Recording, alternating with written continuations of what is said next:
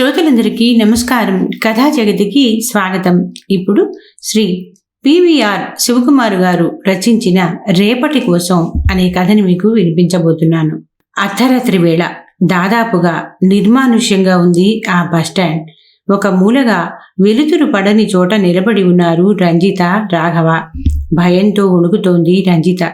నీకేం భయం లేదు, మనమేమీ తప్పు చేయటం లేదు, తల దించుకునే పని చేయటం లేదు. సుందరం నీకు కొత్తవాడు కాదు, అతనికి పట్నం తెలుసు. 2 రోజుల్లో నేను వస్తాను. నేను నీతో రావచ్చు గాని రేపు పొద్దున్నే మీ ఇంట్లో రేగే కలకలం ఆపటానికి నేనిక్కడ అవసరం. ఇద్దరం లేమని తెలిస్తే మీ నాన్న రెచ్చిపోతాడు. అందుకే నేనిక్కడ ఉండాలి. అక్కడంతా సుందరం చూసుకుంటాడు. 2 రోజులు పోనిచ్చి నేను వస్తాను. నువ్వు ధైర్యంగా పద. చివరిసారి ఆమెకి ధైర్యాన్ని నూరిపోశాడు రాఘవ. అప్పుడే వచ్చి ఆగిన బస్సులోకి ముందుగా సుందరం ఎక్కాడు. బలవంతాన బస్సు ఎక్కబోతూ బేలగా వెనక్కి తిరిగి చూసింది రంజిత. ఏం ఆలోచించకు, ధైర్యంగా బయలుదేరు. నేనున్నాను నీకు. రేపొక్క రోజు అంతే. కొత్త భవిష్యత్తుకి, నువ్వు కోరుకున్న భవిష్యత్తుకి పునాది పడిపోతుంది. ఆమెను దగ్గరకు తీసుకొని తల మీద చెయ్యి వేసి నిమిరాడు రాఘవ. ఆ చర్యతో ఒక భరోసా దక్కినట్లయింది రంజితకి. నెమ్మదిగా బస్సు ఎక్కేసింది.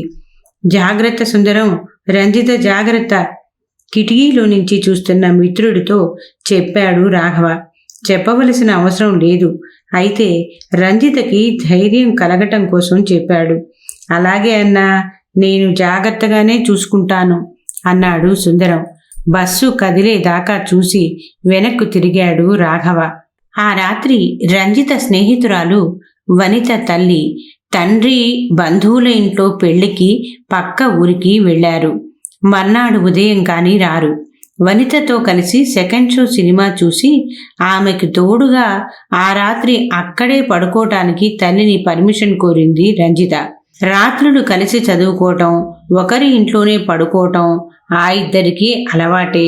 అందుకే ఏ అనుమానము లేకుండా తల ఊపింది సుమిత్ర. తెల్లవారి 7 గంటలవుతున్నా కూతురు ఇంటికి రాలేదు. సెల్ ఫోన్ స్విచ్ ఆఫ్ వస్తోంది. వనితకు ఫోన్ చేసిన సుమిత్ర ఆమె చెప్పింది విని నిర్ఘాంతపోయింది. అదేమిటా ఆంటీ, రాత్రి సెకండ్ షో కాగానే రంజిత తనకు విపరీతమైన తలనొప్పిగా ఉందని ఇంటికి వెళ్ళి టాబ్లెట్ వేసుకొని పడుకుంటానని అంటే తను దిగబెడతానని రాఘవ తీసుకెళ్ళి వెళ్ళిపోయాడుగా. రాఘవ ఎక్కడి నుంచి వచ్చాడే అర్ధరాత్రి వేళ? అతను కూడా సినిమాకు వచ్చాడుగా అంటే మాకేం తెలుసు, మీరు చెప్పారా? అరిచింది సుమిత్ర. ఫోను పెట్టేసింది. రాఘవ ఏదో మాయ చేశాడని అర్థమైంది. గుండెలు దిగజారిపోయాయి ఆమెకి. వెంటనే లబలబలాడుతూ వెళ్ళి భర్తకి చెప్పింది. ఏదో కొంప ముంచినట్లున్నాడు రాఘవ. రాత్రి అమ్మాయిని వాళ్ళ స్నేహితురాలి ఇంటి నుంచి తీసుకుపోయాడట. ఎటు పోయారో ఏమో, ఇంతవరకు అయిపోలేరు. నాకు భయంగా ఉందండి.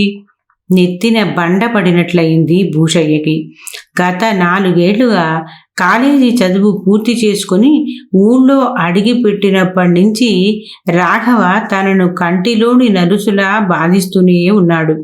తన మాట సాగనివ్వటం లేదు. ఏ పని చేయబోయినా అడ్డు తగులుతున్నాడు. కాలిలోని ములులా అడుగడుగునా పొడుస్తూనే ఉన్నాడు. గుడి మాన్యం లెక్కలు అడుగుతున్నాడు. బడిపంతుళ్ల జీతాల కోసం గొడవ రేపుతున్నాడు.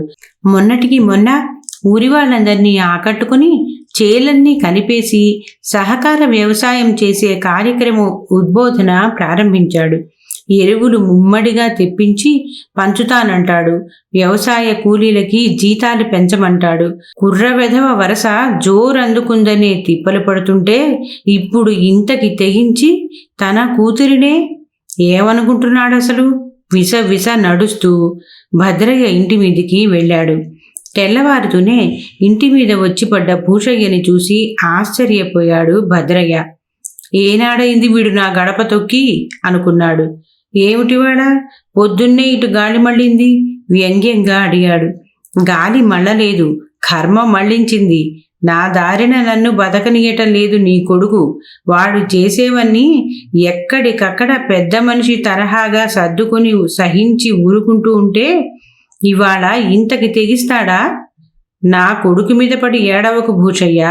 వ్యవసాయంలో పట్టా తీసుకుని కూడా అగ్రికల్చర్ డిపార్ట్మెంటులో ప్రభుత్వ నౌకరీ కాదని ఈ పల్లె పట్టున ఉండి ఊరి బాగు కోసం ప్రాకులాడుతున్నాడు. ఊరి మీద పడి తిరగటం లేదు. మీసం మెలివేశాడు భద్రయ్య. ఆ మాటలోని చెణకు చురుక్కున తగిలింది భూషయ్యకి. అంటే నా కొడుకు ఊరి మీద పడి తిరుగుతున్నాడా? తిరిగితే తిరిగాడు. నా సొమ్ము తిని తిరుగుతున్నాడు. నీ కొడుకులాగా ఊరివారి వ్యవహారాలన్నిటిలోనూ తలదూర్చటం లేదుగా. ఎన్నిసార్లు చెప్పాను నా కుటుంబం జోలికి రావద్దని.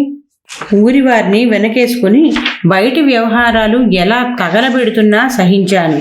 చివరికి నా కొంపకే చిచ్చు పెట్టేందుకు తెగిస్తాడా? నా కూతుర్ని తీసుకొని రహస్యంగా ఊరు దాటిపోతాడా? ఎంత దుస్సాహసం! ఇవాళ నీ సంగతి తిరిగొస్తే వాడి సంగతి తేల్చేస్తాను రౌద్రంగా అడిగాడు. ఆగు, ఏమిటన్నావు? నా కొడుకు నీ కూతుర్ని ఊరు దాటించాడా? ఇంతకన్నా అభాండం ఇంకేమీ దొరకలేదా నా ఇంటి మీద పడటానికి? ఖండిస్తూ అన్నాడు భద్రయ్య. నాది అభాండమా? మరి కాక నీ కూతురి సంగతి నాకు తెలియదు. నా కొడుకు నా ఇంట్లోనే విన్నాడు వెటకారంగా చెప్పాడు భద్రయ్య. నీ కొడుకు నీ ఇంట్లోనే ఉన్నాడా? మరి నా కూతుర్ని ఏం చేశాడు? నీ ఇంట్లోనే దాచాడా?